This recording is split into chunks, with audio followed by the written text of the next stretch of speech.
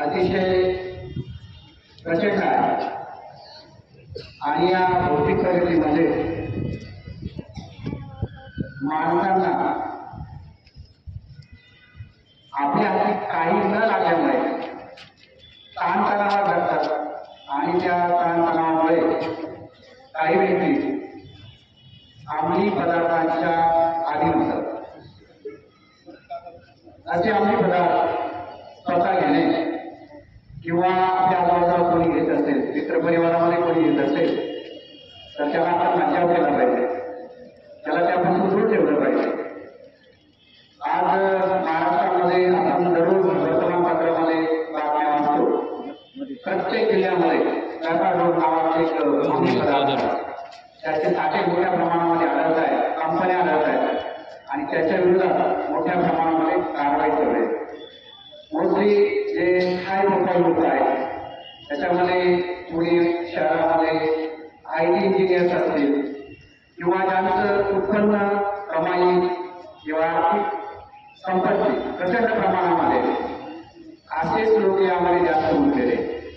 भविष्यामध्ये तुम्ही हे गाव सोडून मोठ्या शहरामध्ये शिक्षण घेण्यासाठी जाल तेव्हा अशा गोष्टींपासून तुम्ही स्वतःला सावध केलं पाहिजे। आपण सर्वजण या ठिकाणी प्रतिदिन जसा हात पुढे करतो, समोर करतो, जसा हात समोर करतो एक शपथ घ्यायची। ही शपथ आहे अंमली पदार्थ विरोधी शपथ। एक साथ सगळ्यांनी हात समोर करायचा। शिक्षकांनी पण, शिक्षक शिक्षिका समोर जे बांधव आहेत त्यांनी सगळ्यांनी आणि माझ्या पाठीमागे म्हणायचे, मी आज स्वातंत्र्य दिनी शपथ घेतो की मी कधीही कोणत्याही प्रकारचे अंमली पदार्थ, मादक द्रव्य किंवा घातक व्यसन स्वीकारणार नाही। मी माझे जीवन स्वच्छ, निरोगी आणि व्यसनमुक्त जगेल। मी माझ्या मित्रांना, कुटुंबाला आणि समाजाला व्यसनापासून दूर राहण्याचा सल्ला देईन। मी अंमली पदार्थांच्या दुष्परिणामांविषयी लोकांना जागरूक करण्यासाठी सतत प्रयत्न करेन।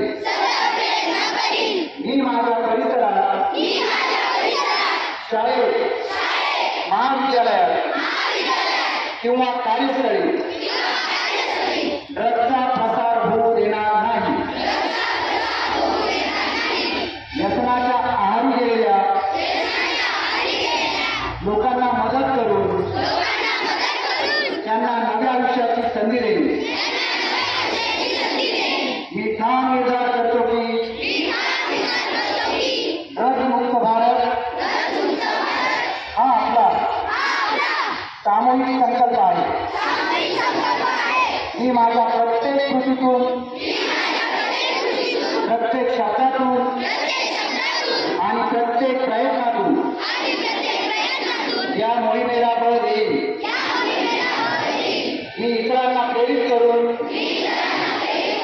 व्यसनमुक्त, निरोगी आणि सशक्त भारताची निर्मिती करेन।